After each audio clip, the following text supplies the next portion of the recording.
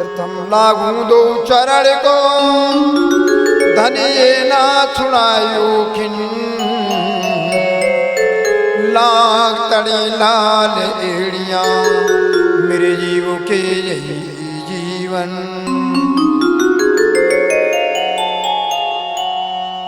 परम ब्रह्मम परम धाम परम ज्योति सनातनम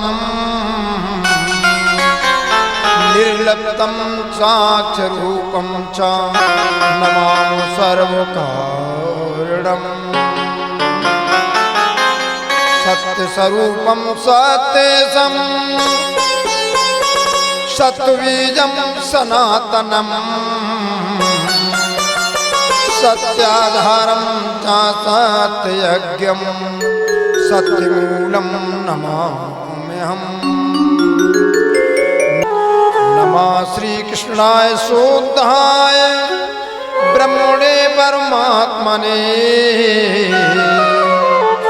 योगेश्वराय योगाय त्वामहं शरणं गता। बोलिए सतगुरु महाराज की, श्री प्राणनाथ प्यारे की, धाम के धनी की। धनी बिन कोई न, धनी बिन कोई न, धैर्य बंदैया धनी बिन कोई न, धैर्य बंदैया धनी बिन कोई न, धैर्य बंदैया धनी बिन कोई न, धैर्य बंदैया।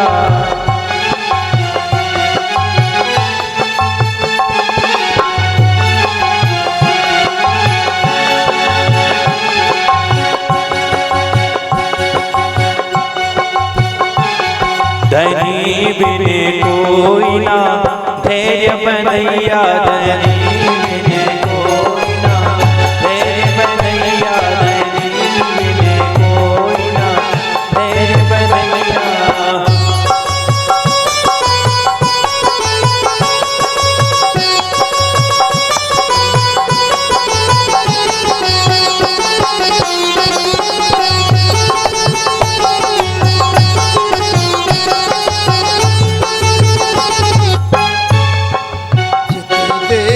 युद्ध गहरी खाई, चित देखत युद्ध गहरी खाई, देखत युद्ध गहरी खाई, चित देखत युद्ध गहरी खाई।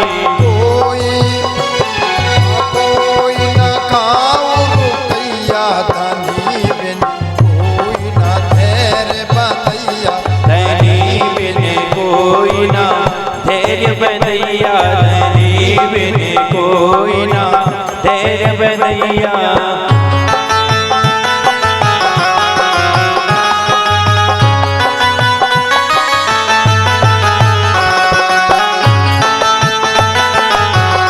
बहुत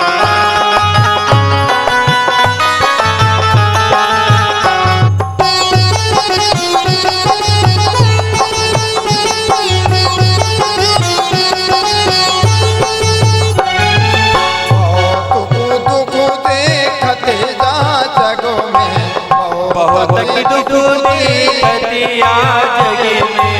बहुत दुख देखते जा जग में, बहुत दुख देखतिया जग में। कोई न खाऊ बचैया धैर्य बंदैया, धनी बिन कोई ना, धैर्य बंदैया प्रभु बिन कोई ना, धैर्य बंदैया। कोई न खाऊ बचैया धनी कोई न धैर्य बंदैया, धैर्य बंदैया प्रभु बिन कोई ना, धैर्य बंदैया।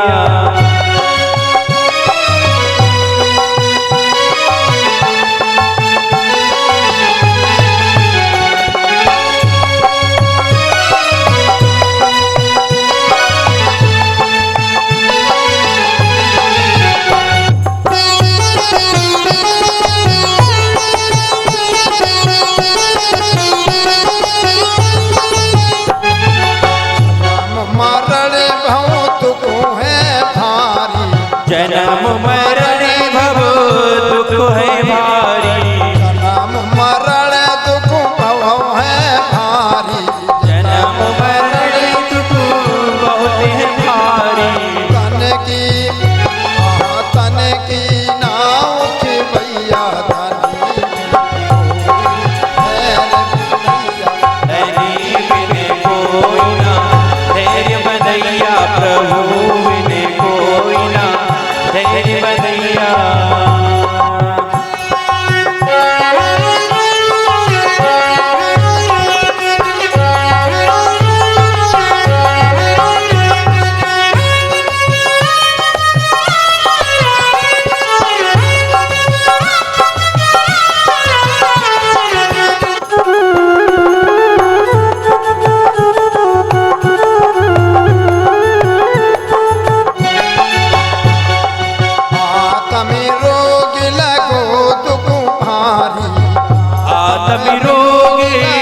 लगो दुख भारी, आत्म रोग लगो दुख भारी, आत्म रोगी लगो दुख भारी। औषध औषध नहीं बतैया धनी बिन कोई ना धैर्य बदैया, प्रभु बिन कोई ना धैर्य बदैया।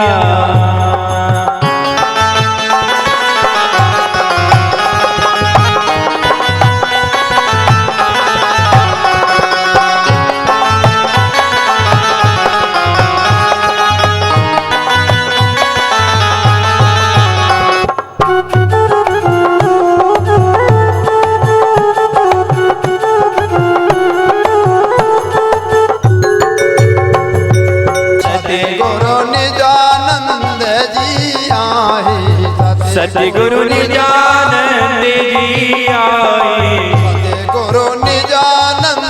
जी आए, सतगुरु निजानंद जी आए। निज घर याद दिलैया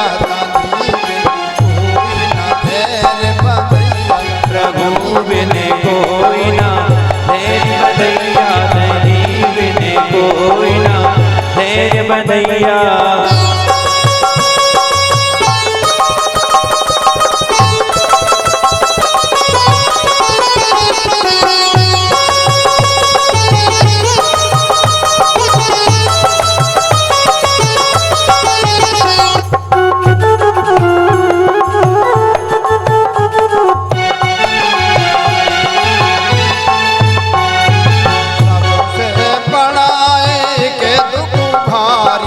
सबसे बड़ा एक दुख भारी, सबसे बड़ा एक दुख भारी, सबसे बड़ा एक दुख भारी।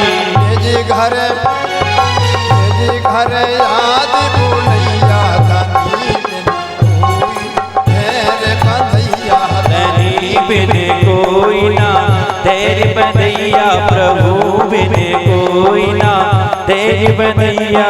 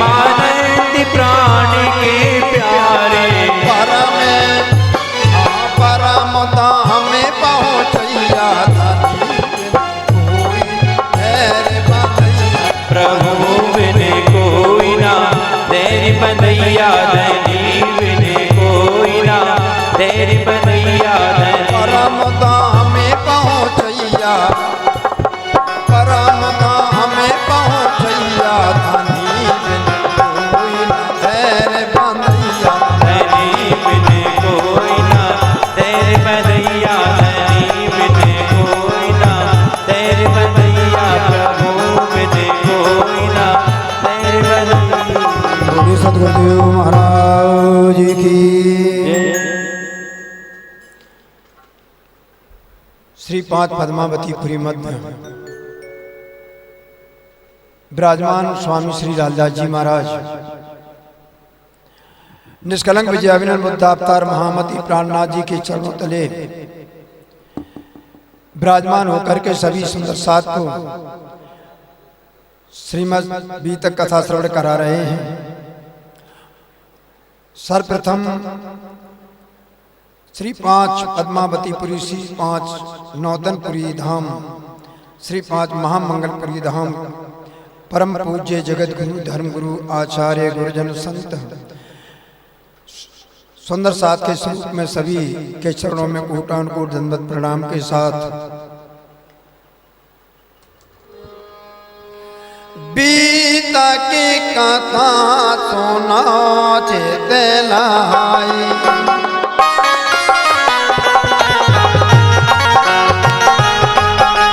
बीता की कथा सुना चेतलाई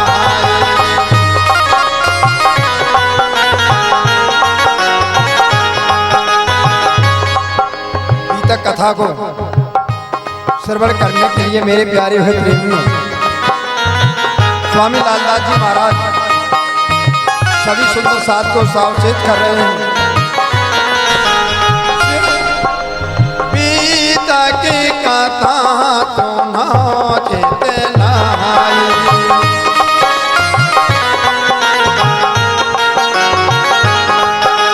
सहजाई परम धाम में पदे पाई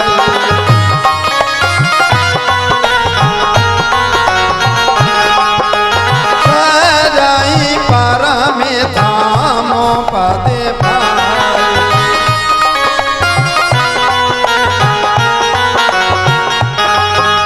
जागृति बुद्धि ज्ञान उपजीविका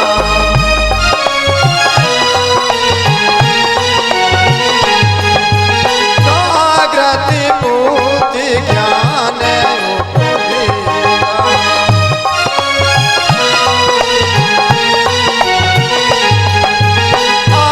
आच्छादित श्याम संदेशा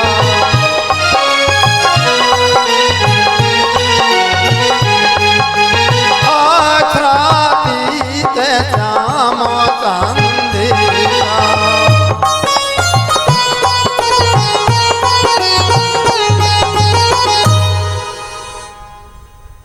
कल की कथा में महामती प्राणनाथ जी सुंदर साथ जी ने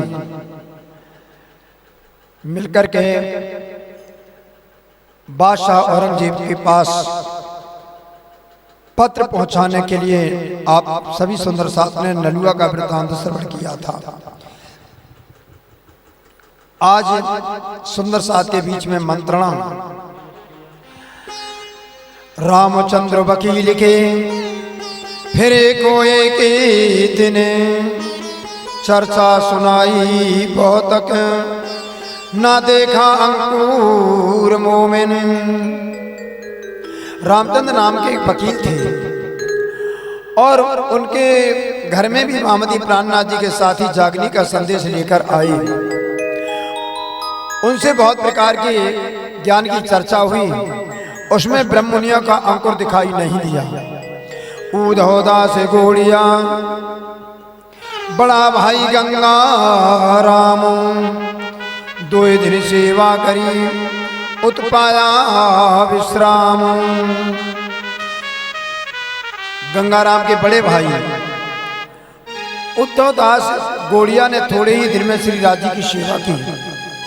वह जागृत न हो पाया, उसे संसार के सुखों में आराम प्रतीत होता था। सुंदरी एक सन्यास ने मिली रेती में आए, दीदार कर पीछे फिरी और नजरों न आता है। यमुना नदी के किनारे की रेती में सुंदरी नाम की एक सन्यासन निष्कलंक विजयाभिनंदन बुद्धावतार महामती प्राणनाथ जी से मिलने के लिए आई और उनके दर्शन कर वापस लौट गई।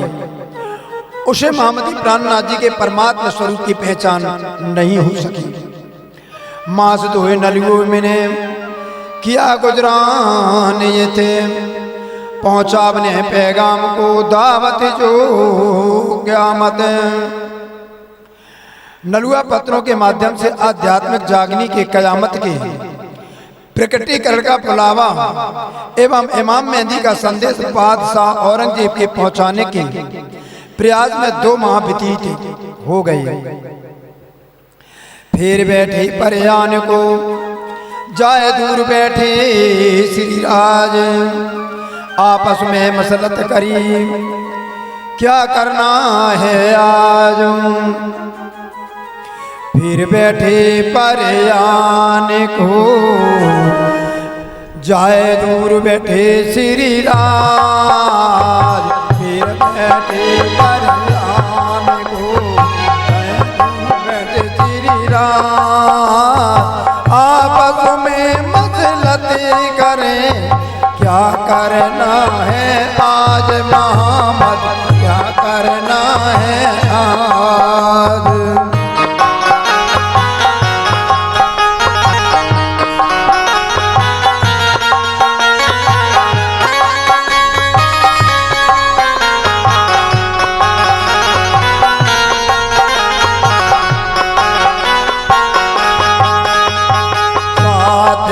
तक दिल्ली का और कित माजर, साथ कित के दिल्ली का और कित के माजर, मतलब कर बाग में क्यों ये पाप कबर मोहम्मद, क्यों ये पाप कबर।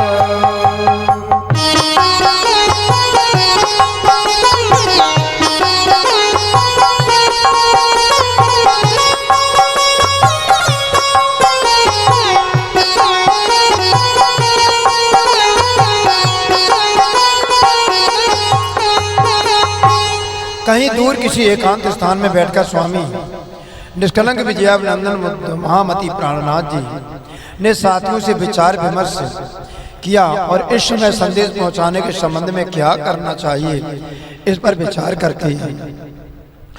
उसके पश्चात कुछ दिल्ली के स्थानीय साथियों, कुछ महाजर घर बार त्याग कर साथ रहने वाले सुंदर साथ के साथ श्री जी ने एक बाग में बैठ कर के मंत्रणा की कि किसी तरह औरंगजेब के क़यामत की सूचना प्राप्त हो जाए। एक बात दिल में ले तुम्हारी बीतक, श्री देवचंद जी तुम पर भेज दिया है हके। इस समय महामती प्राणनाथ जी ने संघर्ष में जुड़ते हुए अपने सुंदर साथियों से कहा, हे मेरे धर्मप्राण सुंदर साथी, एक बात याद रखो, आपकी आज तक की बीतक आप बीती घटनाओं को देखते हुए यह तो निश्चित हो गया कि प्रियतम परमात्मा की छत्र छाया हम सब पर है। उन्होंने अपनी आनंद अंग श्यामा ईसा रूह अल्लाह सतगुरु धाम धनी श्री देवचंद जी हादी बनाकर तुम्हारे हमारे सबके लिए हमारी पास भेज दिए और मोहम्मद साहब आए लेकर हक की कलाम, सो आए तुम्हारे वास्ते कोई और ना लेवे नाम। और हजरत मोहम्मद साहब पार्वन परमात्मा के वचन तुम्हारे लिए कुरान के रूप में लाए। तुम्हारे अतिरिक्त परमात्मा के वचनों को कोई भी स्मरण नहीं करता और ना ही कोई इसे लेना चाहता और ना ही इसे जानता है। ये कलाम तुम बिना और न काऊ खुलते, ये मेहर कादर की वही तुमको होते। कुरान शरीफ के अंतर्गत लिखे संकेतों के रहस्य यानी उसका अर्थ तुम्हारे अतिरिक्त किसी और की समझ में नहीं आ सकता। सामर्थवान कृपालु परमात्मा ने ब्रह्मनियों पर ये बहुत बड़ी कृपा है, यानी मेहर भी की है। पैगाम जो पहुँचावते ये क्या करें तुम, जो कदी भेष बदले तो डरना ही हम। प्रीतम परमात्मा का संदेश पहुंचाते समय बादशाह तुम्हारा बाल बांका भी नहीं कर सकता। यदि कभी हमें भेष बदलना भी पड़े तो इसमें हमें कोई भय नहीं होना चाहिए और ना है। जो कदी मार डारही तो हम मरने का ना ही डरे, हम जागे अपने धामे में हमको नहीं फिक्र। और धर्म का कार्य करते हुए यदि ये मेरे को औरंगजेब मार भी डालेगा तो भी मेरे को मरने से नहीं डरना चाहिए, क्योंकि मरकर हम परम धाम में जागृत हो जाएंगे। हमें किस बात की चिंता है। ये बात सब दृढ़ करी दिल के बीच विचार, जैसा जिन्हें युकिले सो तैसा कहो करार। आप सभी मन में अच्छी तरह से विचार कर लें कि संदेश पहुंचाने का जोखिम भरा काम दृढ़ता पूर्वक करना है।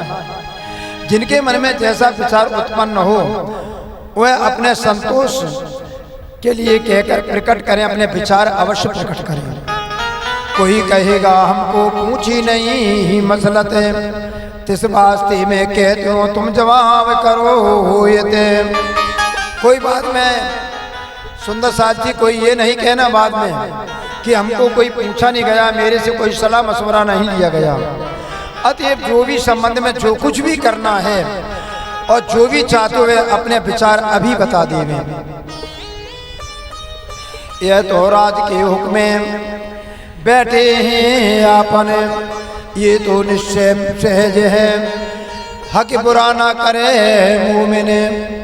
हम सब आज प्रियतम राज जी महाराज की आज्ञा से यहाँ बैठकर सलाह मशवरा कर रहे हैं। इसमें किंचित भी संदेह की पूर्ण परमात्मा प्रियात्माओं का अयत नहीं होने देंगे।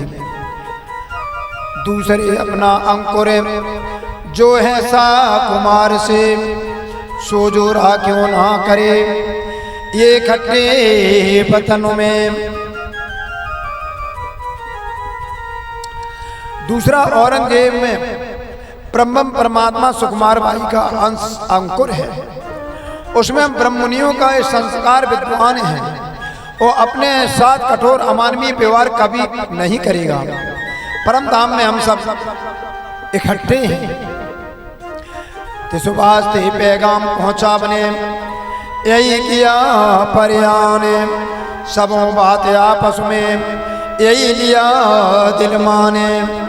ऐसी अवस्था में संदेश को पहुंचाने का कार्य करने के लिए सबने आपस में सलाह मशवरा करने के पश्चात एक निश्चय धारणा बना ली। मामत कहें ये मोमिन हो, ये भी तक कही हम तुम। मामत कहें ये मोमिन हो, ये भी तक कही हम तुम। आगे जो मजबूआ सोई बतावे हम, मोहम्मद सोई बतावे हम।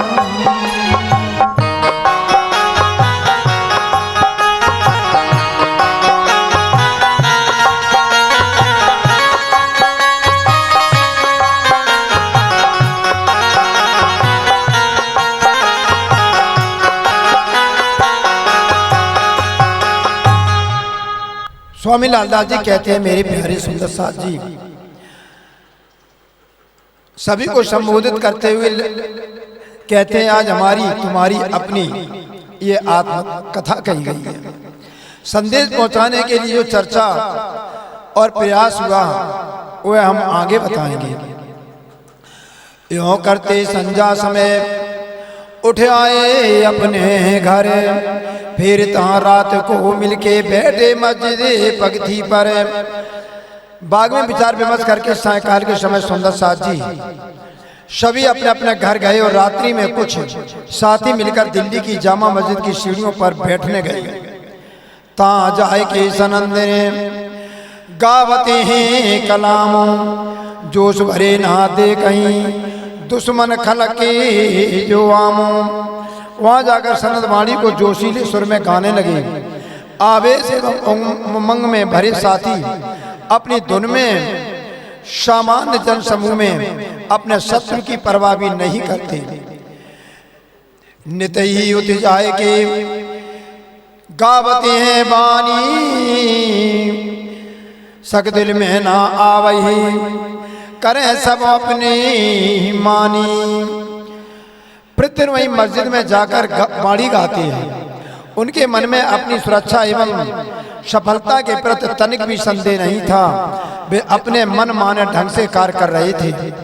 जोश धनी सिर ऊपर नजर नहीं संसार, निसंग चर्चा करते हैं परवाह नहीं लगा रे। श्री राज्य का आदेश एवं आश्रय इन्हें प्राप्त है। इनकी दृष्टि में संसार का कुछ भी महत्व नहीं है। बेधड़क होकर इस बात की चर्चा करते हैं। इन्हें किसी भी बात की तनक सी परवाह नहीं है। नंदलाल घड़ियाल जी लाया कबीले समेत ईमान, खिजमत में ठाड़ा रहे रहती थी पहचान। नंदलाल घड़ियाल जी अपने परिवार सहित पूर्ण निष्ठा से श्री महामती के शिष्य बन गए। उन्हें सदैव श्री राज्य के परमात्मा स्वरूप की पहचान बनी रहती थी, इसलिए वे सदैव उनकी सेवा में प्रस्तुत रहते थे। और राजा राम जो और बेटा शिवराम दर्शन को आवे निते, करे चर्चा में आराम। राजा राम भाई अपने पुत्र शिवराम भाई सहित नित्य स्वामी जी के दर्शन करने आते हैं। मामती निष्कलंक विजयाभिनंदन प्राणनाथ जी के श्री मुख से चर्चा श्रवण करें आत्म अनुभव और आह्लादित यानी आनंदित होते थे। मिल भाइयों मसलत करी रुका खिल सुनाए गाने, घड़ियाल चीले जाएंगे चौड़ी दरवाजे गुसल खाने। साथी भाइयों ने मिलकर योजना बनाई कि रुक्का पत्र लिखकर बादशाह को अपनी बात सुनाई जाए। नंदलाल घड़ियाल जी उसको लेकर मस्जिद के बाहर पांव धोने वाले गुसल खान स्नान गाह के द्वार में चिपका देंगे। ये सभी अपने अपने विचार कर और निश्चित करके तैयार हो गए कि यही करना। तिनके रुके में लिखा जो कोई मुसलमान, तिनको खबर करते हो तुम ले आयो ईमान। उस पत्र में लिखा था जो कोई भी मुसलमान, उन्हें उस पत्र के माध्यम से यह शुभ सूचना दी जा रही है, इस पत्र में लिखी बातों पर विश्वास और ईमान करें। रू अल्लाह मिसल गाजियो आए अरस से उतरे, रसूल इनके सामने आए अपने वायदे पर।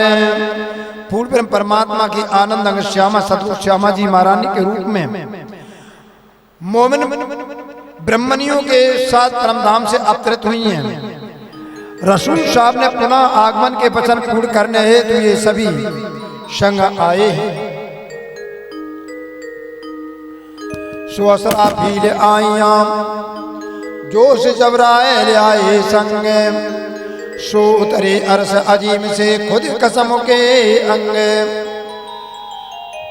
अक्षर की बुद्धि फरिश्ता असराफील और परब्रह्म का आवेश जिब्राइल भी अपने स्वामी के संग अर्श अजीम परमधाम से धरती पर उतर आए हैं।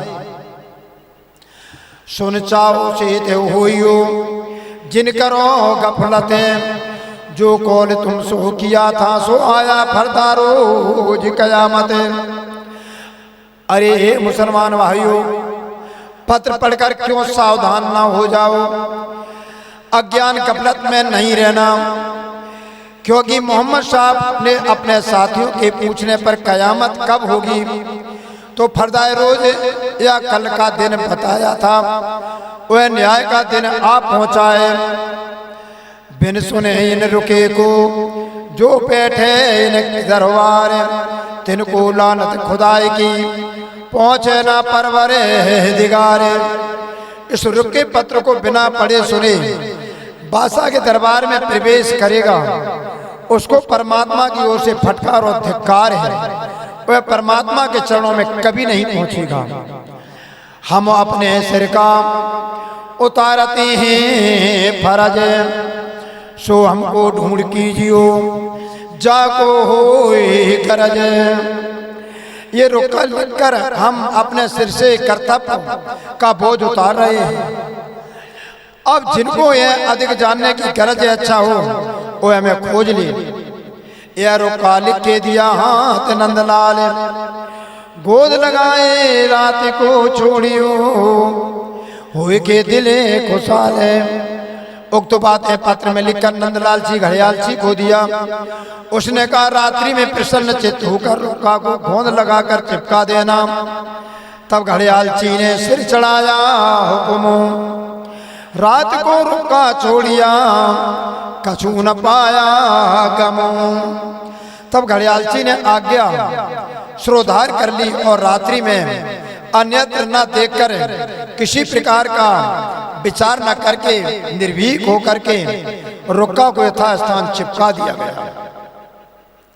जब हो गई फजर रुक्का हुआ जाहिर, रुक्का पढ़ के पेटई जो आवते थे बाहिर।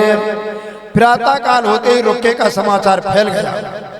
जो भी बाहर से मस्जिद में आते हुए रुक्का पढ़कर मस्जिद में प्रवेश होते, यों करते पढ़ते दिन हुआ पैर एक, पाँचत पाँचत रुके को कई पढ़ गए अनेक। इस प्रकार पत्र को पढ़ते पढ़ते एक पैर प्रातः के 9 बजे का समय हो गया। इस बीच अनेक लोगों ने इस असाधारण रुक्का पत्र को पढ़ लिया था।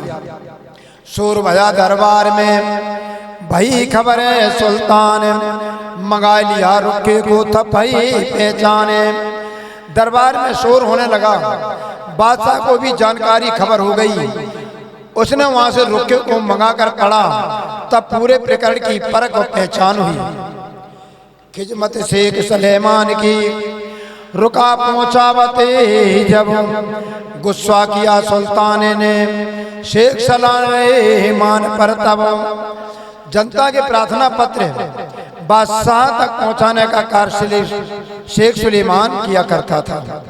उससे बादशाह अत्यंत क्रोधित हुए। उन्होंने शेख पर अपना रोष प्रकट किया, क्यों ये रुका आया, ये तना करी खबर, ये रुके से मालूम भई ये फरियाद तुझ पर।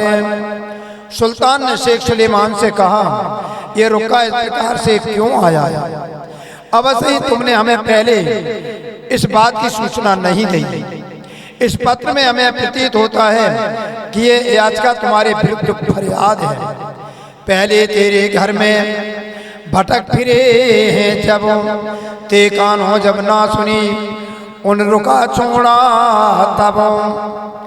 ये प्रार्थी पहले तुम्हारे घर में समाचार देने के लिए भटक चुके होंगे, तुमने उनकी बात नहीं सुनी, तब उन लोगों ने पत्र को इस प्रकार चिपकाया है।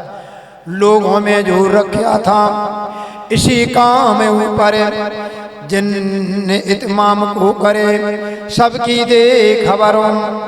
मैंने तुम्हें इसी कार्य के लिए ही नौकरी पर नियुक्त किया था कि तुम सभी की याचिकाओं की जानकारी मुझे दो। इस प्रबंध में लापरवाही नहीं करना और सभी के पत्रों की जानकारी देना। दूर करो खिजमत से ये नहीं कामिले, 2 सदी मन सब काटिया इनमें नहीं अकले। तुम सेवा कार्य के योग्य नहीं हो, इसलिए तुम्हें नौकरी से अलग करती है। 200 रुपए प्राश्रित यानी परिश्रम के देकर काट दिया और कहा कि तुम्हें बिल्कुल भी बुद्धि नहीं है। ढंढोरा फिराया होए फरियादू जो कोई, मैं जाऊं जुमे नमाज को आए हाजिर हो वे सोए। बादशाह ने शहर में ढिढोरा पिलवाकर घोषणा करवा दी, जो कोई प्रार्थी का न्याय याचना करने वाला हो, जब मैं जुमे की नमाज पढ़ने जाऊं तब आकर मेरे समक्ष उपस्थित होवे।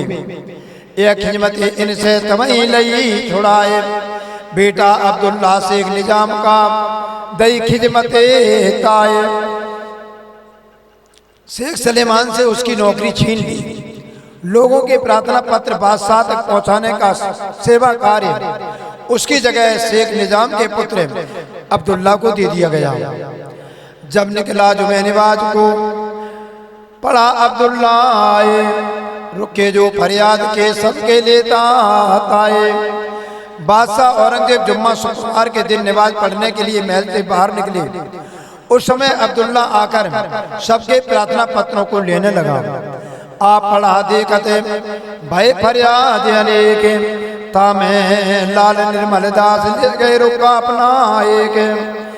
बादशाह स्वयं खड़े होकर देख रहे थे कि अनेक लोग विनय करने वाले आ रहे हैं। उनमें से लालदास और निर्मल दास भी अपना एक रुक्का लेकर अब्दुल्ला की ओर बढ़े। रुक्का लेते बकते अपना लिया ये ने, पढ़ रुक्का फाड़ डारिया ये ना सुनो कानन। रुक्का लेते समय अब्दुल्ला ने हमारा भी रुक्का ले लिया और उसने उसे पढ़कर तुरंत फाड़ डाला और कहा कि मैं बिना कानों से सुनना भी नहीं चाहता। ए रुक्का फाड़ के ले डारा पीछ जेवो, ये तो बात मोमिन की करनी है मोए गेवो। रुक्का फाड़कर उसने अपने जेब में रख लिया। उसने कहा ये बातें तो मोमिन ब्रह्मनियों की प्रकटीकरण की है, मुने इन्हें मुझे अवश्य छिपाना है। बहुत पुकारे मोमिन क्यों ना सुने काने, ये हमारी बादशाह पड़ा है सुल्तान। इन ब्रह्मनियों ने बहुत पुकार की कि अब्दुल्ला किसी भी तरह नहीं सुना। तब ब्रह्मनियों ने कहा देखो हमारे लिए बादशाह खड़ा है। रुका छोड़न वाले हमें ऊपर गुसले खाने, गुस्सा हम वास्ते किया ऊपर सलेमान। हम लोग ही स्नानगार के बाहर पत्र चिपकाने वाले हैं। हमारे कारी बादशाह शेख सुलेमान ने से क्रोधित हुए थे। क्यों तुम ऐसा करते हो, डरते नहीं खुदाए। दिल मोहरे आके ऊपर क्यों अकल आवे ताए।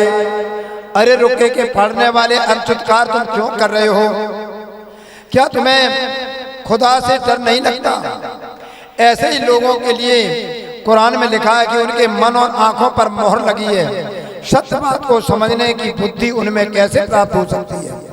एक दो तीर लगे चले घोड़े पीछे घसीटे, तब विचार किया मोमिन ये बात ना सुने लेटे।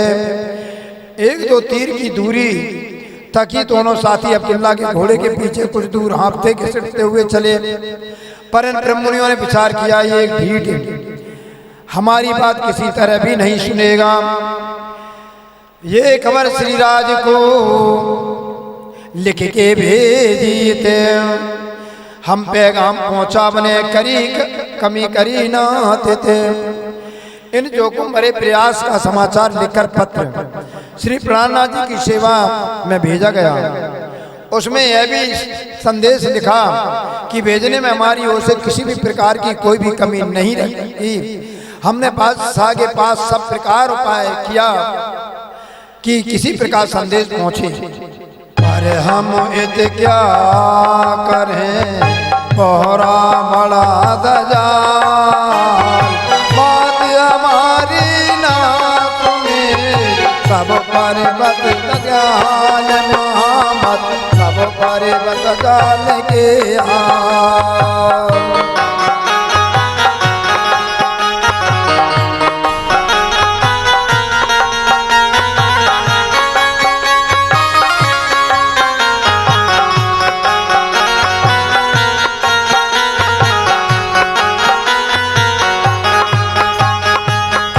पर हम इत क्या करें पोहरा बड़ा दज्जाल, बात हमारी ना सुने सब परे बस दज्जाल की हाल है। परंतु स्वामी जी मैं क्या करूं, दज्जाल आसुरी अभिज्ञाकारी प्रवृत्तियों का बड़ा दबदबा है। हम लोग कुछ भी नहीं कर पाए, कोई हमारी बात नहीं सुनता, सब लोग दज्जाल के बसीबूत उसके जैसे हो गए। जिन बातें हम गए सब लिख भेजी भी तके, पर हम इनको ना छोड़ई, तुम सिर पड़े हो हके।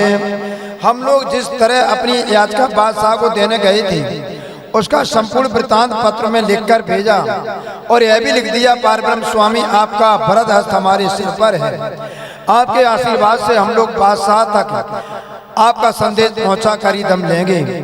एक लड़ाई हमारी हम देखियो श्री राज, हुक्म तुम्हारे से करें पैगाम का हम काज। हमारे प्रियतम हम अब आप हमारा एक और प्रबल प्रयास देखना, हम आपकी आज्ञा से बादशाह तक संदेश पहुंचाने का कार्य अवश्य करेंगे।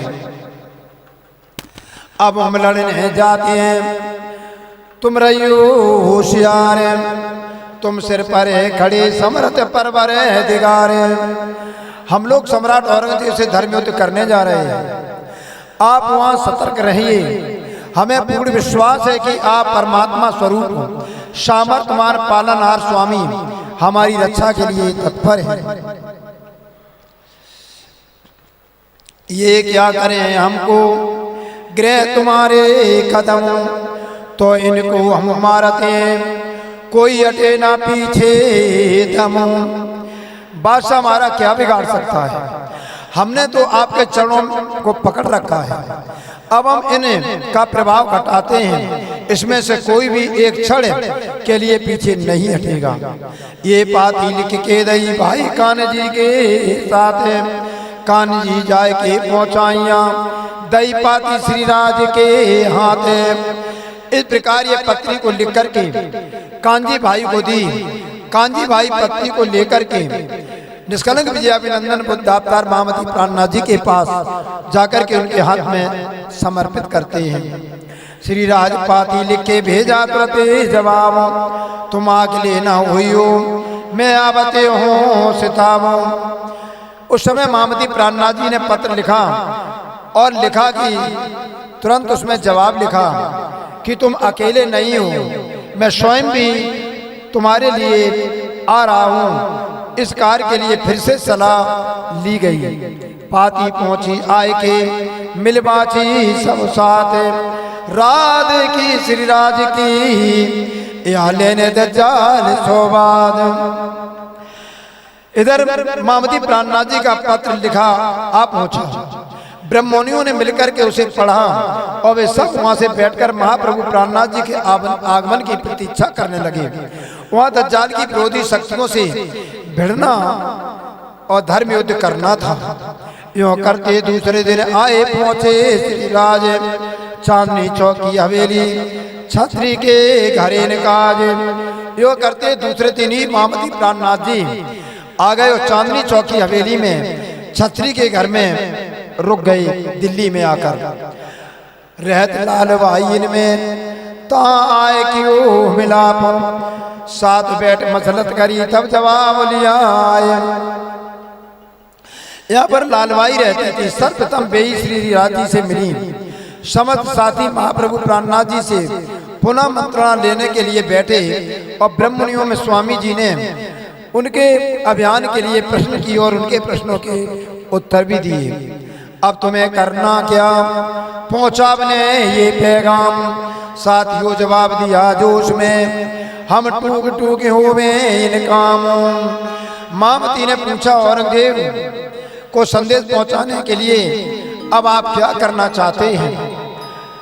तब मोमिनों ब्रह्मनियों ने आवेश एवं उमंग के साथ उत्तर दिया, हम इस धर्म कार्य में अपने आप को बलिदान करके टूक टूक होने के लिए तत्पर हैं। कोई बात की फिक्र हमारे मन में न आए, जो डरे इन बात से सोए की तरफ हो जाए।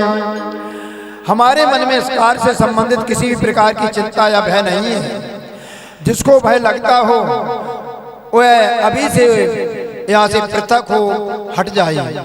हमको एक हुक्म है तुम्हारा है दरकार, और बात ना जाने बिना तुम परवर दरकार। हम लोगों को तो केवल एक आप ही की आज्ञा अब लिखित है।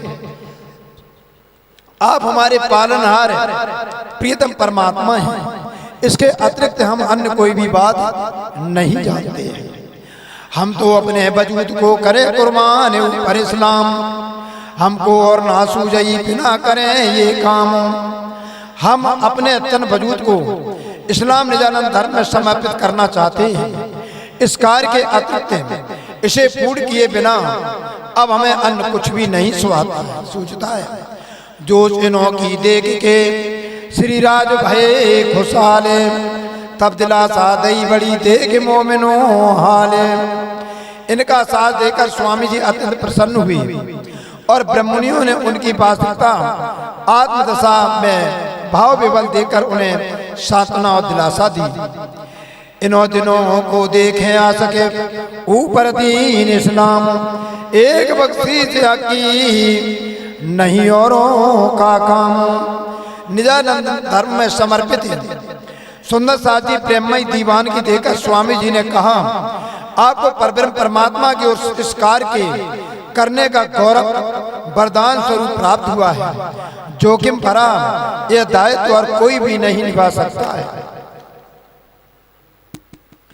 बात है करें जोश में एक एक सरस हुए मगन दीन में, करते हैं हंसे हंसे उमंग और उत्साह में भरकर सभी सुंदर साथ जी एक दूसरे से बड़ी प्रसन्नता पूर्वक बात करते हैं। ये साथी धर्म और के कार्य में इतने मगन थे कि हंसकर अपने बलिदान होने की विधियों पर बयान कर रहे थे। रसोई कर श्री राज को आरोगाए थे, श्याम भाई राम राय कदमों लगे इन बखते। भोजन तैयार करके सुंदर साथ जी को समर्पित किया। इसी समय श्याम भाई तथा राम राय ने आकर स्वामी जी के चरणों में प्रणाम किया। कोई लियावत मिठाई को कोई और साजे, सब खुशहाल होए के आरोगावते हैं श्री राज। भोग के समय कोई भी अपने घर से मिठाई लाता है, कोई अपने सामग्री लाकर निष्कलंक विजयाभिनंदन महामती प्राणनाथ जी की सेवा में प्रस्तुत करता है। इस प्रकार प्रफुल्लित मन से साथी महामती प्राणनाथ जी की भोजन करा रहे थे। इतकुशाल होए के रजा दई श्री राज, जय पधारो एकांत अब देखो हमारा काज। समझ सुंदर साथ के प्रफुल्ल मन से मामती जी को अन्यत्र प्रदान करने की स्वीकृति रजा दे आज्ञा दे दी। वहीं बैठकर हमारे इस अभियान का नेतृत्व कीजिए। मामत गए मोमिनो सुनियो ये भी तके, अब आगे तुमको कहूँ जो हुआ हुकुम आके। स्वामी माँ लालदास जी महाराज कहते हैं, हे मेरे प्यारे सुंदर साथियों, अब तक के कार्य का ब्यौरा है परमात्मा मामती प्राणनाथ जी की आज्ञा से होगी। उनके अनुसार धर्म कार्य आपके समक्ष वर्णन करेंगे। साथ सब मिलो बैठ के लगे के करने प्रयान, अब हमको क्या करना ये क्यों लावे ईमान। निजानंद की राह पर समर्पित साथी मिलकर सब मिलकर के सलाह करने लगे, अब हमें और क्या कार्य करना है। क्योंकि कयामत इमाम मेहंदी के प्रकट होने की घड़ी आ गई, यानी निष्कलंक अवतार होने का समय आ चुका है।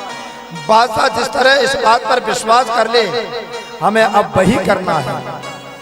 बिना पा दिए और ना लिया जाए, यही दिल में विचारिया और नहीं उपाय। अपना आत्म बलिदान किए बिना बादशाह की आत्मा को जागृत करने का उपाय नहीं है। साथियों ने मन में बलिदान होने का दृढ़ निश्चय कर दिया। कायर हो के दिल में बड़ा जो बैठा डरे, दिल में मुनाफिकी थी बनाए बातें करे ऊपर। कायरों के मन में बड़ा डर प्रविष्ट हो गया था। जो कायर लोग थे जिनके अंदर साहस नहीं था, जिनके मन में बेईमानी थी, वे लोग केवल दिखावे के लिए ऊपर से बड़ा चढ़ाकर बातें करते। एक आ सके न भांति के आगे धरे कदमों, पीछे खड़े रहने वाले सौंपी अपनी ही आत्मों। जीवन उत्सव करने की चाह लिए ऐसे धर्म प्रेमी थे जो सबसे आगे चलकर सर्वस्व बलिदान करने के लिए तत्पर थे। उनके पीछे पीछे उनकी आज्ञा के चलने वाले दूसरे ऐसे भी प्रेमी थे जो धर्म के लिए अपनी आत्मा मामती को सौंप चुके थे।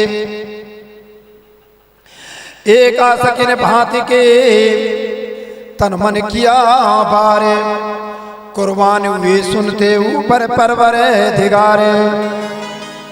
कुछ एक धर्म प्रेमी थे जिन्होंने इस कुर्बानी का नाम सुनते ही पालनहार प्रियतम परमात्मा पर अपना तन मन न्यौछावर कर दिया। एक लक्ष्मण इनमें और से बदले, शिताब करे पहुंचा बने, इनको ना पड़े कले। धर्म के नाम पर समर्पित होने वालों के भी लक्ष्मण भाई और शेख बदल थे जो बादशाह के पास संदेश को पहुंचाने के लिए शीघ्रता खिताब करते थे। उन्हें इस कार्य के किए बिना चैन नहीं पड़ती थी और मुल्ला कायम चाकर पेशों का इनको उगली पहचान ये था नानिया फिरका। नानिया संप्रदाय को मानने वाला कायम मुल्ला भी उनमें था। वह पैसों के लिए काम करता था। मामती प्राणनाथ जी की उसे ऊपरी पहचान थी। और भीम भाई रहे सूरत के महाजर, छोड़ा कबीला संग रहे थे फिरदास नाम पर। परिवार को छोड़कर सूरत से ही श्रीराज जी के अंग संग रहने वाले भीम भाई भी थे जो हकीकी दीन इस्लाम निजानंद धर्म पर बलिदान हो चुके थे। भाई बहन जी खम्मा से आए मिले थे। घर इनके खम्मात में है कुर्बानी ऊपर बखते। खम्मात में रहने वाले सोमजी भाई दिल्ली में आकर सुंदर सा समुदाय में मिल गए। इनके ऊपर परिवार को खम्मात में थे, किंतु ऐसे बड़े समय में वहाँ कुर्बान होने के लिए वे तत्पर हुए। नांग जी सूरत से चले छोड़ कबीला पास, इनको धाम धनी बिना और न थी दिले आस। नाग जी भाई अपना कुटुंब परिवार त्याग कर सूरत से आए।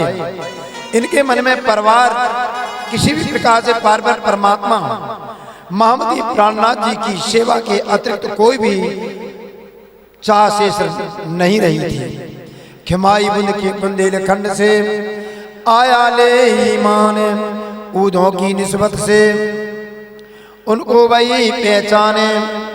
खिमाई भाई बुंदेलखंड से धर्म पर पूर्ण विश्वास लाकर दिल्ली आई थी। उद्धव भाई के संपर्क से उनको श्री जी के स्वरूप की पहचान हो गई थी। दयाराम दिल्ली में था ईमान मिले जोश, सेवा खिदमत में रहे कबहू ना था परामोश। दिल्ली में रहने वाले दयाराम भाई के मन में जोशपूर्ण विश्वास था। उन्होंने बड़े उत्साह के साथ श्री जी की सेवा की।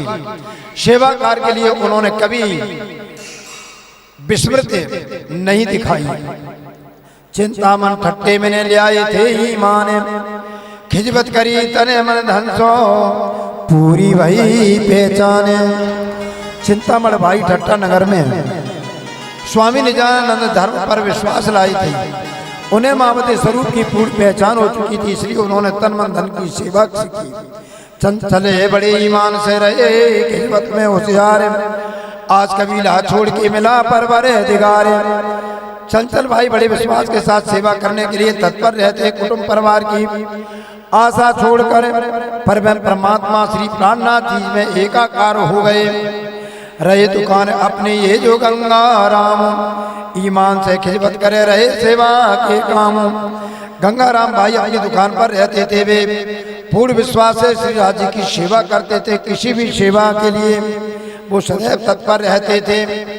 बनारसी उगाई करे ताजा लिया ईमान, आया ये खिदमत में करी धनी की पहचाने।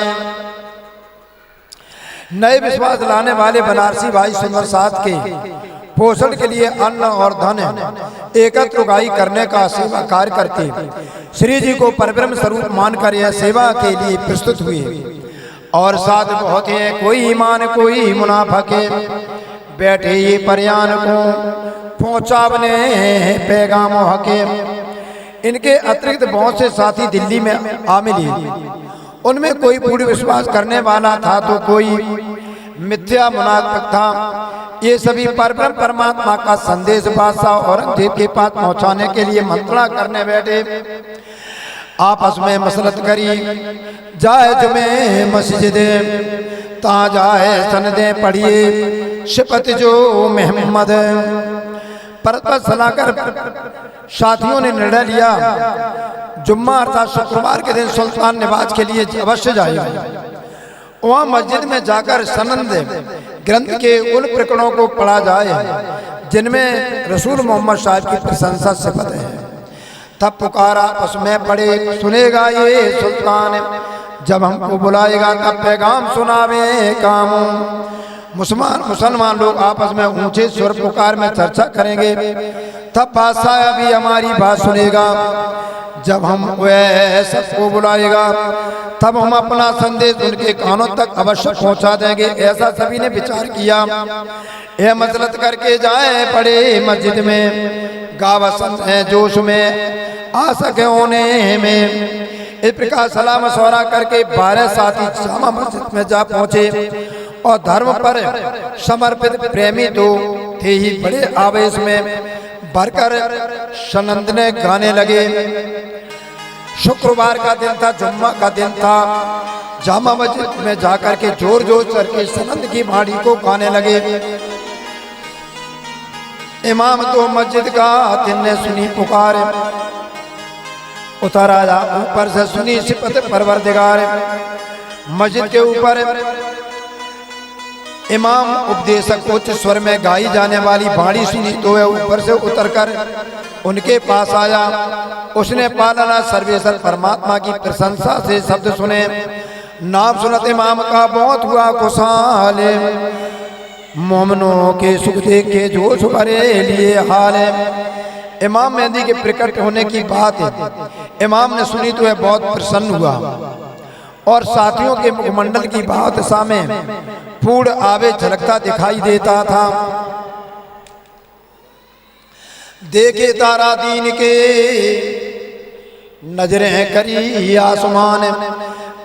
रहमत रहमत करके हुई एक सुबान। सुंदर साधनों से धर्म के चमकते हुए सितारों की तरह तेजस्वी रूप दिखाई देते। आकाश की वो नजर उठाकर उसने दुआ मांगी कि हे खुदा परमात्मा की अपार कृपा उतरी है। खुदा खैर करे, खुदा दया करे। मैं जाऊं सुल्तान पे लेके अपने साथ बात तुम्हारी मैं कहूं ले चला पकड़ के हाथ।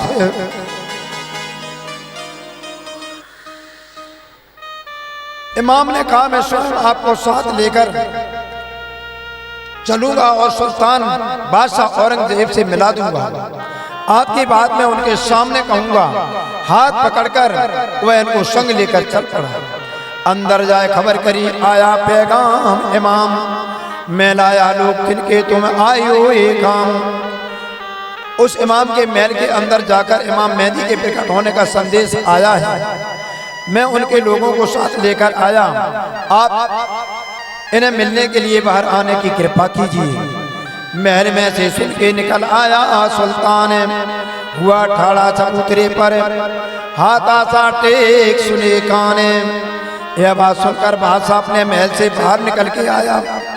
चबूतरे पर आकर खड़ा हुआ। उसके हाथ में आसा डंडा उसे टेक कर बात सुनने के लिए तत्पर खड़ा हो गया। मोमिन चले चबूतरे खड़े जाए निकटे। जो लिखा आलो वो भूज में और भाई खटपटे। ब्रह्मनिष्ठ मोमिन चबूतरे के नीचे उसके सन्निकट जाकर खड़े हो गए। प्रब्रह्म के चित्त भविष्य पटल पर जैसा लिखा था उसी के अनुसार उससे लोगों को ईर्षा खटपट हुई। तब पूछा सुल्तान ने इशारत सो आए। तब बोले थे मोमिने कलमा जुबान ले आए। बादशाह ने संकेत देकर मोमिन ब्रह्मश्रेष्ठियों से आने का उद्देश्य पूछा और ब्रह्ममुनियों ने मुख से कलमा ला इलाहा मोहम्मद रसूलुल्लाह सुनाया। फिर इशारत करी। सुल्तान ने कहा मतलब ये तुम। तब इनसे जवाब दिया दीन इस्लाम के आ सके हम। सुल्तान ने पुनः संकेत करके पूछा यहाँ आने का अभिप्राय कहिए। तब उन्होंने उत्तर दिया हम लोग सच्चे दीन इस्लाम के प्रेमी आशिक हैं। कछु मतलब अपना कहो, कछु मांगो मुझसे। कहा एक बात हम मांगते, रूबरू बातें करें तुमसे। बादशाह ने पूछा आप लोग यहाँ आने का आशय बताओ, मुझसे कुछ मांग लो। साथियों ने कहा हम लोग आपके साथ बात करने का समय मांगते हैं कि हम आपके सामने बैठ करके धर्म की चर्चा करें। हमारी बातें मिले आवे ना कोई दरमियान। पूछो सुनो तुम हमसो और ना सुनावे काने। हमारी और आपकी बातचीत के बीच अन्य कोई ना आवे। आप हमारे प्रश्न पूछिए और उसका उत्तर सुनिए। हम अपनी बात आपके अतिरिक्त किसी को नहीं सुनाना चाहते। फिर भी इन्होंने पूछिया कछु और कहो सबब, तुम तो कह सुनाया हमें नहीं मुर्दार का मतलब। सुल्तान ने पुनः मोमिनों से पूछा यहाँ आने का कोई और विशेष कारण बताइए।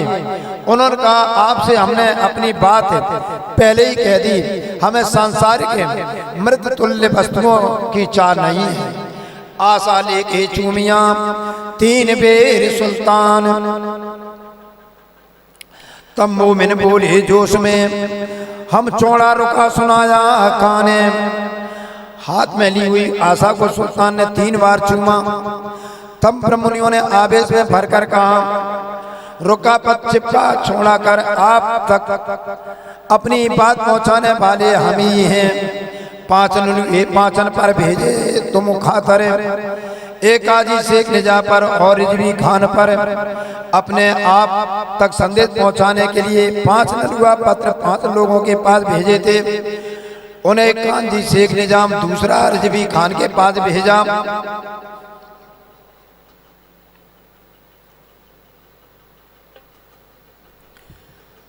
चौथा सीधी फौलाद पर ना लिखो अकल खाने, सो अब तुम्हारे वास्ते सुनो तुम सुल्तान। चौथा पत्र सिद्धि फौलाद को दिया। आखिर खाने पत्र लिया ही नहीं। यह सभी पत्र आप तक बात पहुंचाने के लिए भेजे गए थे। बादशाह अब आप हमारी बात को सुनने की कृपा कीजिए। इतबड़ा से सुलेमान कांप आगे खड़ा सुल्तान, जिन्हें मेरी बात को अब सुनावे काने। सुल्तान के समीप खड़ा शेख सुलेमान डर के मारे कांप रहा था। वह सोच रहा था कि कहीं ये लोग अब मेरी शिकायत न कर दें। तब पूछा सुल्तान ने है तुम पे खिताब। तब हम यारों का हम मांगे बाबे सिताब।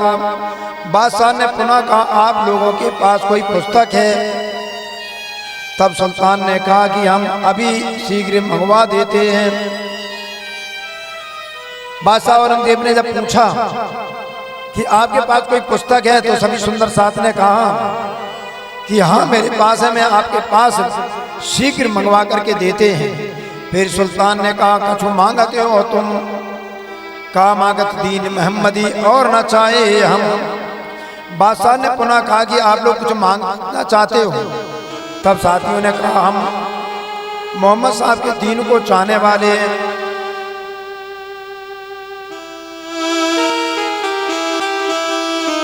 इसके अतिरिक्त हमें कुछ भी नहीं चाहिए।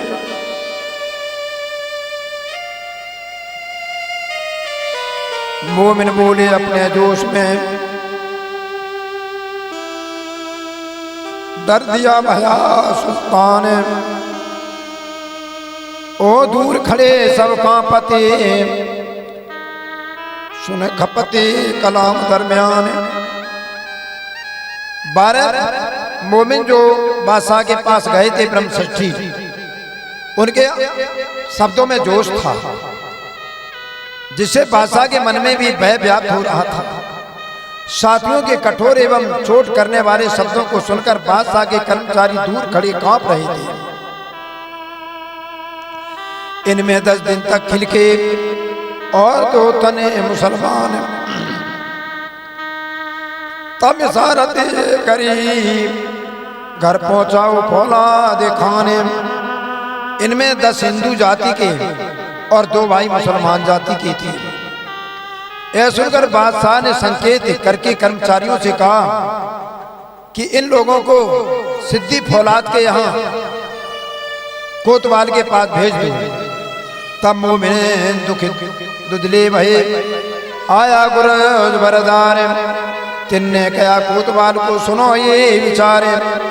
मोमिन ब्रह्ममुनि सब कुछ सशंकित हुए।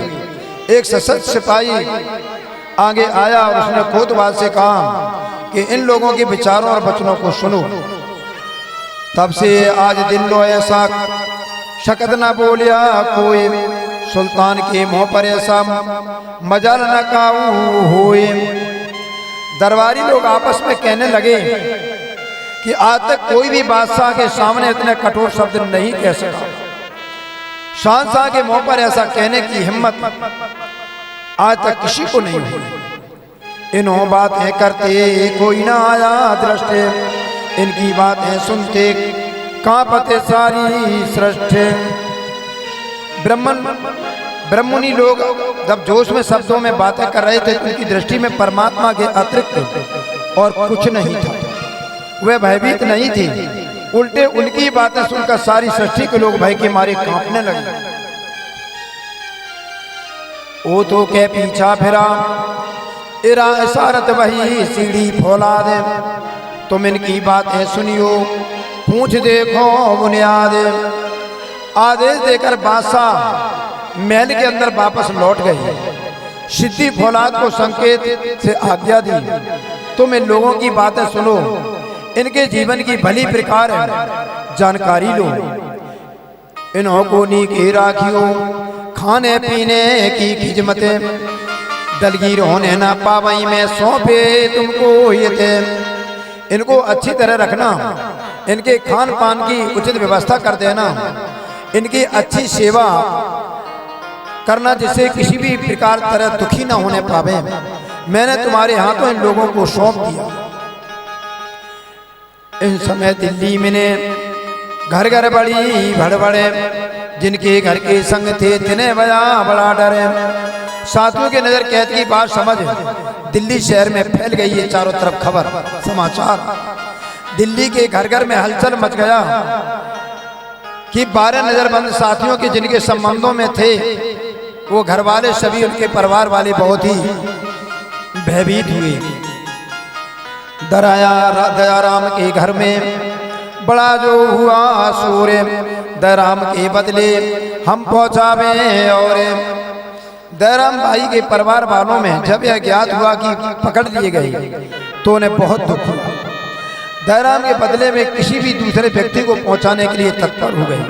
खाने पीने की बात जो पुछाई कोतवालिनों से, मोमिन होमर विचारिया करें परयान आपस में।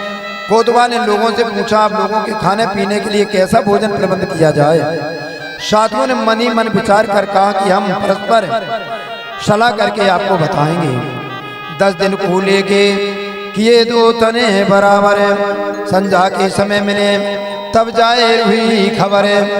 10 हिंदू 2 मुसलमान भाई होते हुए भी सब एक रूप हुए, एक ही प्रकार के भोजन की मांग की। सायकाल के समय इनका यह विचार कोतवाल को विदित हुआ।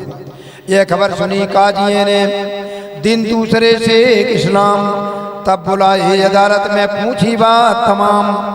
इन साथियों की वेशभूषा खान पान में एक रूपता का समाचार दूसरे दिन काजी शेख इस्लाम को मिला।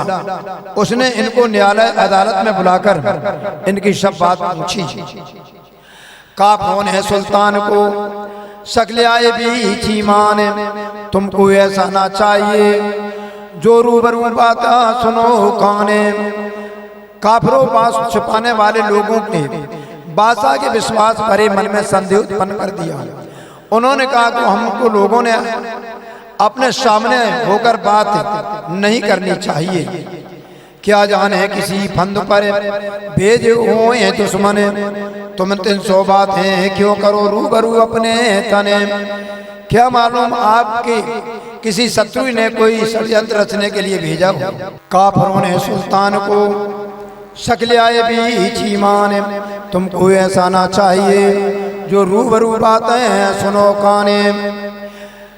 काफिरों सत्य को छिपाने वाले लोगों ने बादशाह के विश्वास भरे मन में संदेह उत्पन्न कर दिया। उन्होंने कहा कि आपको इन लोगों के सामने आमने होकर बात नहीं करनी चाहिए, क्या जाने किसी फंद पर भेजे हुए दुश्मन तुम तिनको बातें क्यों करो, रूबरू अपनी बात करो, इसलिए इनके सामने मिलकर के कोई भी बात ना करो। क्या जाने किसी फंद पर भेजे हो ये दुश्मन, तुम इनको 300 बातें क्यों करो रूबरू अपने तने। क्या मालूम आपके पास किसी शत्रु ने षड्यंत्र प्रकारी आपके शत्रु भेजे हो, अतः इनके सम्मुख होकर आप बातें आपको नहीं करना चाहिए। पूछाओ बात गुलाम सो, वह कहेगा आए तुम, जब मालूम होएगा तब देखेंगे हम। आप किसी सेवक को इसके कार्य के लिए आज्ञा दीजिए, वह जाकर आपको लोगों की संपूर्ण यथार्थ बातें बता देगा। जब उसका मंतव्य ज्ञात होगा तब हम देख लेंगे। सोचा जवा के अमल में कोई ऐसा लावे तूफान, तो वही मारे गर्दन और बात ना सुने काने। कदा शाहजहां के शासन काल में कोई इस प्रकार तूफान करता तो वह तुरंत उसकी गर्दन काट देता था, वह कभी अपने कानों से उसकी बात न सुनता। इनको तो रहे उम्मीद देखने को इमाम, तिस वास्ते चूली ना सुनी बात रद्द करी तमाम। बादशाह औरंगजेब के सदैव इमाम मेहंदी के आगमन एवं दर्शन की प्रतीक्षा थी, इसलिए उसने चुगली ना सुनी और इन निंदकों की सब बातों को अस्वीकार यानी रद्द कर दिया। रूबरे बातें करने का मान लिया सुकुने, पाजी का पाजी भेज के हकीकत पूछी मोमिन ने। उसने मोमिन साथियों से अपने सामने बातें करने की सलाह ली। बादशाह ने जिस व्यक्ति के साथियों की यथार्थ जानकारी लेने के लिए भेजा वह बहुत ही दुष्ट धूर्त निकला। तब इन बादशाहों वे मोमिन होशियार श्री राज के ठौर को किया ना खबर दार। उसके व्यवहार से साथी लोग स्वयं सावधान हो गए। इस परिस्थिति से प्राणनाथ जी को सूचित नहीं किया था।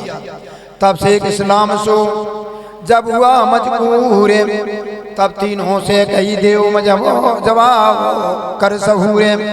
जब से इस्लाम ने इनकी चर्चा हुई तब ब्रह्मशक्ति ने उनसे कहा कि अब आप हमारी बात को ध्यान पूर्वक सुनकर उसका सोच समझकर उत्तर दें। हमारे पैगंबर ने क्यों फरमाया तुम, हदीसा कुरान में यो कया जो दीजिए कसाला तुम।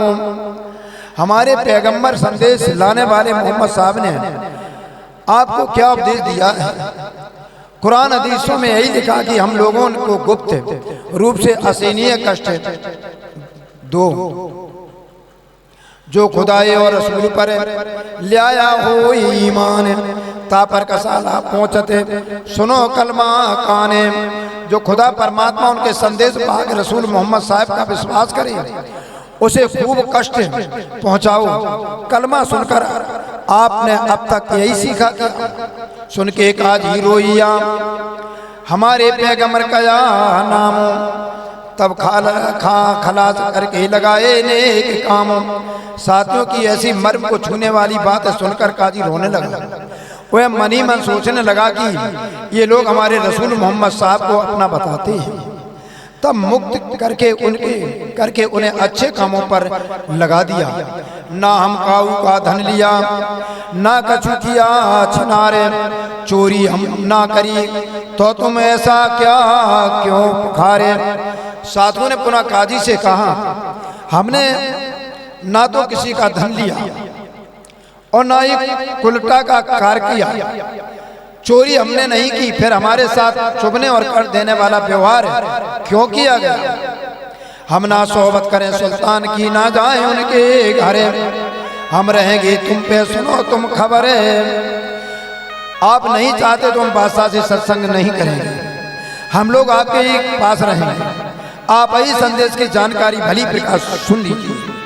इन्ना जुन्ना सूरत पूछे तिनकी मायने, बताए दे तिनको राजी हुआ जानो पने। काजी ने कुरान की इन्ना जुन्ना सूरत का अर्थ पूछा। साथियों ने लैलतुल कद्र के 3 तकरारों के भागों में स्पष्टीकरण कर दिया। तब काजी ने उनकी चतुराई पर बहुत खुश हुआ। तब उन्होंने सुल्तान को कराई ये अरज, इन्हों की खिजत में करो सुनो मेरी गरज। तब काजी ने सुल्तान से प्रार्थना की कि मोमिन ब्रह्म सुंदर साथ की सेवा करना चाहता हूँ, आप मेरी गरज श्रवण कर लीजिए। तब ही हुक्म हुआ ले जाओ अपने पास, इनकी खिजमत कीजिए दिल से छूटी आस। सुल्तान ने तुरंत काजी को आज्ञा दी, तुम इनको अपने घर ले जाओ और इनकी अच्छी प्रकार से सेवा करो। उनके मन की आशा भंग हो गई। उन्होंने इसी वक्त में कहा, मंगाए मली दे दे मोही तीने, खिजमत करो इनकी ना दलगी रो अपने। बादशाह ने काजी से उस समय यह भी कहा, इन मेमनों को बढ़िया आर चूरमा मलीदा आदि खिलाओ, इनकी भली प्रकार सेवा करते रहना। यह ध्यान रहे कि ये लोग हमसे तनिक भी दुखी न होने पाए। ले गया अपने घर को, रहने को दई ठोरे, ऊपर चौकी रही सुल्तान की, लोग बातें करें और। काजी अपने घर साथियों को ले गया, उनके रहने की पूरी व्यवस्था कर दी। इन पर बादशाह की ओर से दिखावे के लिए सिपाहियों की टुकड़ी रहती। यह देखकर लोग भिन्न भिन्न प्रकार की विपरीत बातें करते। 3 दूसरे बुलाए के किया काजी मजबूर, ता बातें लगा पूछने, सब कहने लगे जबूर। दूसरे दिन काजी ने लोगों को अपने पास बुलाया और बातचीत की। वहाँ उसने जो भी बातें पूछी उन सब बातों को प्रकट करने लगे। भाई काजी के घर गए, जो से उजोर हुआ बदल को, तिनका जहूर दे के भागा अपने घर में। एक दिन वे काजी के भाई के घर गए, वहाँ से एक बदल को आवेश आया। उनके तेजस्वी लाल चेहरे को देखकर काजी का भाई भयभीत होकर घर के अंदर भाग गया। फिर दिन तीसरे काजी बुलाए अपने पास, दई किताब हदीस इनमें मजबूर खास। तीसरे दिन काजी ने ब्रह्मनिष्ठ साथियों को अपने पास बुला लिया और इन लोगों ने काजी को हदीस की एक किताब दी, जिसमें महत्वपूर्ण प्रसंगों की चर्चा लिखित स्पष्ट वर्णन था। तब काजी कहने लगा, ये किताब बनाई तुम्हारी हकीकत सब लिखी, ये जो पढ़ते हैं हम। उन हदीसों को देखकर काजी कहने लगा, ये पुस्तक तो जो हम पढ़ रहे हैं उसे आपने स्वयं लिख लिया है, इसलिए इसमें हम सभी जो बातें वो आपकी ही लिखी हैं। तब जवाब दिया, मोमिनो ये हमसे ना होए, तुम तो सियाने हैं बहुत हो, क्यों ना विचारो सोए। तब सुंदर साजी ने उत्तर दिया कि ऐसी पुस्तक लिखने का काम हम नहीं कर सकते, आप तो स्वयं समझदार हैं। इस बात को कहने से पहले आपने विचार क्यों नहीं किया? हम उर्दू बाजार से ले आए हदियाते, ते बैठिए जाहिर जाए पूछो उनसे। हम तो उर्दू बाजार से लेकर आए हैं, यह पुस्तक विक्रेता बाजार में प्रत्यक्ष पैठ है, आप हमसे जाकर उनसे जाकर के पूछ सकते हैं। तब काजी ना बोलिया, पूछने लगा और बातें, ये पहले दिन का किस्सा करते हो विख्यात है। यह सुनकर काजी कुछ भी नहीं बोला, वह अन्य बातें पूछने लगा। यह पहले दिन की शेष वर्णन ब्रह्मात्माओं के संसार में अवतरण के प्रसंग को समझा कर कहो। खिलबते अंदर बैठ के सुनी, सनंद है दोए बिना एक मोहम्मद के, ने के कहो दो जके की सोए। घर के अंदर एकांत में बैठकर काजी ने 2 सनंदें सुनी। साधु ने बिना एक मोहम्मद की बात दूसरी ने कहूं दो जग की सुनाई सनंद। तब राजी होए के कहे फेर फेर गाओ सोए, खड़ा दरोगा पेत लमालिका सोनागर जाति का हुए। मोहम्मद साहब की प्रशंसा में सनद सुनकर काजी अत्यधिक प्रसन्न हुआ, बार बार वही सनद गाने को कहने लगा। बैतुल माल सार्वजनिक कोष का निरीक्षक वहीं खड़ा था और गुजरात में ब्राह्मणों की नांगर जाति का था। तिनको प्यार करके कया सुनो ये कान, देखो तुम्हारे खिलके में कैसा ले आया ईमान। काजी ने पैर पूर्वक दरोगा से कहा, तुम ध्यान से सुनो, तुम्हारी जात के ये लोग किस तरह इस्लाम धर्म पर विश्वास लाए हैं।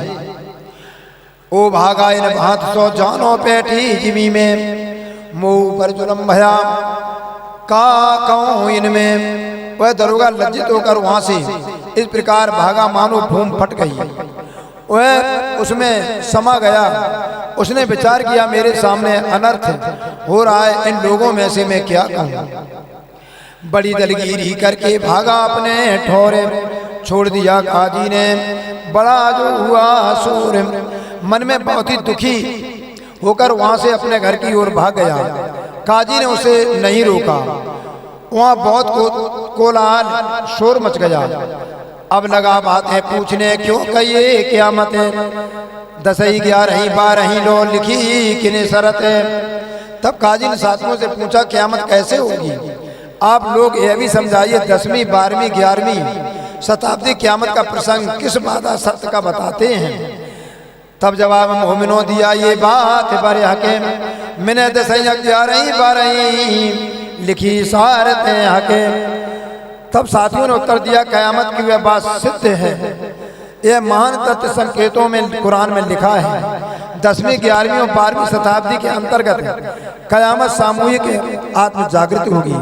13 में भी देखी शब आए मायने सावत हाथी से पाइए खोल दे हकीकत। 13वीं शताब्दी में क़यामत के प्रमाणिक एवं निश्चित रूप से बताया गया समय हमारे आदि मामूली प्राणनाथ जी से सुनिए। वे यथार्थ भेद खोलकर आपको सभी प्रकार से समझा देंगे। तब एक दूसरे को सामने लगे देखने, यह तो बड़ा मुकदमा बीच गिरो मोमिन। काजी और उपस्थित मुस्लिम भाई एक दूसरे का मुंह ताकने लगे। फिर बोले, यह मोमिनों ब्रह्मसृष्टियों के समुदाय में आखिरी दिन क़यामत का दावा बड़ा महत्वपूर्ण प्रसंग है। सवाल एक शख्स से किया, तुमको एते दिन बीच दीन, क्यों करी निजाम को लियाए थे याकीन। उनमें से एक व्यक्ति ने प्रश्न किया कि आपको इतने दिन दीन धर्म में समर्पित हुए हो गए, किंतु आप लोग नमाज क्यों नहीं पढ़ते। तब जवाब में मोमिनों दिया, हमारी नमाज कजा ना होए, जो मतलब दुनिया वास्ते काम किया होए सोए। तब ब्रह्मणियों ने उत्तर दिया, हमारी नमाज ईश्वरी प्रार्थना कभी बंद नहीं होती है। कदाचित कोई भी संसारिक कार्य स्वार्थ की भावना से करे तो हमारी नमाज प्रार्थना हो। हम दिन रात नमाज ही तो कहते हैं। तब निजाम कजा होवे जो हम पकड़े मुर्दार, हम वास्ते दीन इस्लाम के काम करें परवरदिगार। हम मृतक कुल संसारिक वस्तुओं में लिप्त रहे, हमारी प्रार्थना पूजा नमाज भंग होती है। हम तो सत्य धर्म दीन इस्लाम के लिए परमात्मा की समर्पित होकर केवल यही कार्य करते हैं। तब हमारी नमाज का कबू न हो नुकसान, उठे बैठे चले बातें करें सो सब नमाज ही जाने। इसलिए हमारी नमाज प्रार्थना कभी यहाँ नहीं होती है। हम उठते बैठते चलते और बातें करते हुए भी परमात्मा की चर्चा करते उन्हीं का कार्य करते हैं। अतः हमारे इन समय कार्यों का नमाज प्रार्थना ही समझो। तब कहा एक दूसरे सो, देखो इनका जवाब, मोबाइल सारे रहे मूंगे रहे बेचारे किताब। तब उन लोगों ने एक दूसरे से कहा कि इनके प्रश्न का उत्तर दो। सभी उपस्थित मुसलमान भाई अबाक रह गए। वे कुरान की आयतों पर विचार करते हुए खड़े, कुछ भी नहीं बोल पाए। फिर तीसरे दिन को बुलाए पूछी बातें, सुनाओ मोहि सनंदे, अब हम पावे अपनी जाते। काजी ने पुनः तीसरे दिन उन लोगों को बुलाकर समाचार पूछे और कहा, हमें बेसनंदे सुनाओ जिससे हम रूह मोमिन ब्रह्मात्माओं के समुदाय में शामिल हो सके। लक्ष्मण भीम बैठ के सुनाई एक सनंद, इमाम के मिलाप की पर देखे ना हृदय अंध। उस समय लक्ष्मण और भीम भाई ने बैठकर एक सनंद काजी को सुनाई। उसने इमाम के मिलाप की सनंद सुनी, किंतु दिल के अंधे विवेकहीन काजी की समझ में कुछ भी नहीं आया। मिलाप हुआ मेहंदी से, तब कहा महमद नाम, अब मैं हुई जाहिर देखा वतन श्री धाम। जब आदि सतगुरु देवचंद जी महाराज श्री जी का अंतर मिलाप हुआ, तब महामती की उपाधि खिताब मिली। महामती अब संसार में प्रकट हो गई, अपने मूल वतन परम धाम का साक्षात्कार हुआ। बोलो प्राणनाथ प्यारे की। यह बात सुन के गया, अब रखो किताब, 3 बेर फेर फेर के पूछो इनके बाबो।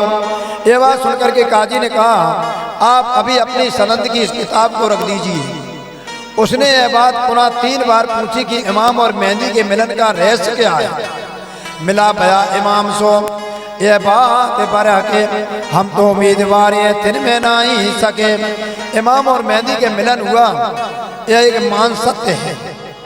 हम लोग भी इमाम मेहंदी के प्रकट होने की आशा करते हैं, हमारी धारणा में लेश मात्र भी संदेह नहीं है। पर आप बात तुम छिपाओ, जिन करो जाहिर पहचाने, जब आ जाहिर होंगे तब हम कदम करें ले ईमान। परंतु इमाम मेहंदी के प्रकट होने की इस बात को अभी आप गुप्त रखो, उनकी पहचान प्रकट जाहिर न करो। जब इमाम स्वयं प्रकट होंगे तब हम विश्वास करके उनके चरणों में अवश्य ग्रहण कर लेंगे। मोमिने तो है गरीब, बकरी जीता पले, पड़े भाग जी हो बोलही, ये सीधे निर्मल। ब्रह्मषष्ठी जो परम धाम की है मोमिन है, वो बहुत गरीब है, उनमें बकरी के समान शारीरिक बल का अभाव है। दूसरी ओर संसारिक ज्ञानी अभिमान के कारण सिंह के समान गरज कर बोलते हैं। निर्मल मन वाले ब्रह्ममुनि सीधे और सरल हैं। महमद कहे मोमिनो, ये काजी घर की बातें अब कहूँ हादी की, जिन खबर सुनी विख्यात।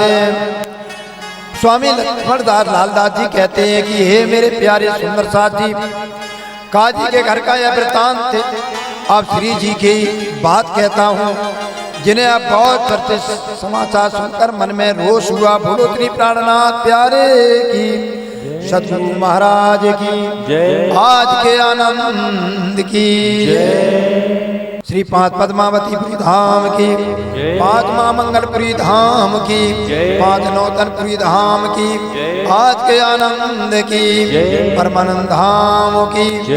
सब सुंदर साथ के चरणों में कोटान कोटन प्रणाम।